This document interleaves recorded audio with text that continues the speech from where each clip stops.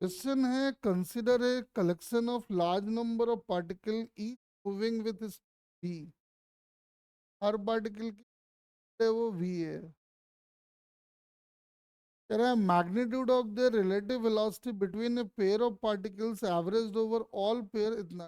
देखो क्या होगा, बहुत सारे पार्टिकल हैं तो कुछ पार्टिकल ऐसे होंगे जिनके बीच का एंगल 0 डिग्री भी,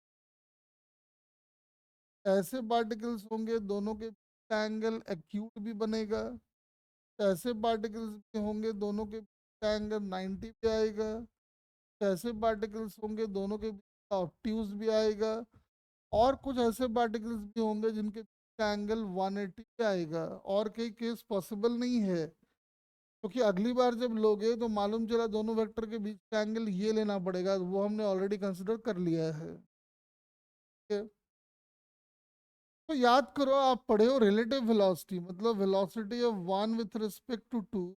तो मॉड आता है, वो आता है v1 का स्क्वायर प्लस v का square minus v cos theta, जहाँ थीटा v1 v2 के बीच का एंगल है। लाके पुट कर दो, क्योंकि हर पार्टिकल का स्पीड सेम है, तो ये v स्क्वायर, ये v स्क्वायर, ये v स्क्वायर और ये कॉस थीटा। तो v तो अपना बाहर आ जाएगा और ये आ जाएगा 2 माइनस 2 कॉस थीटा। ये v आ गया, and 1 minus cos theta is sine square theta by 2।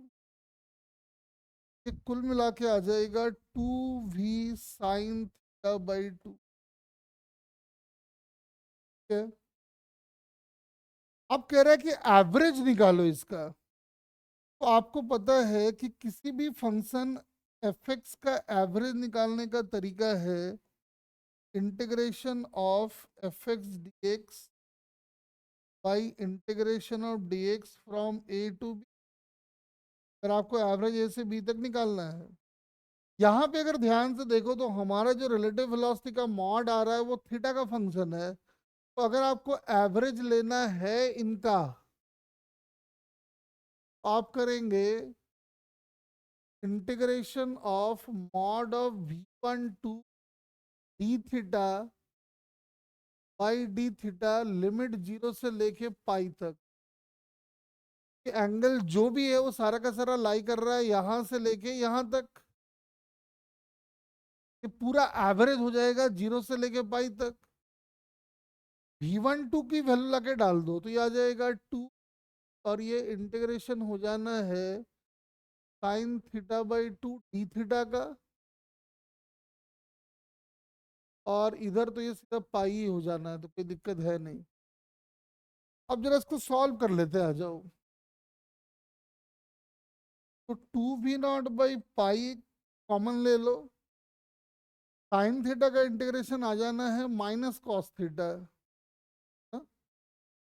तो माइनस यहाँ लगा देते हैं तो ये आ जाएगा कॉस थीटा बाई 2, और जो थीटा का कोएफिशिएंट है उससे डिवाइड करना पड़ेगा, यानी कि 1/2 से और डिवाइड करना पड़ेगा, और लिमिट डालना बाकी है, ये पाई और ये।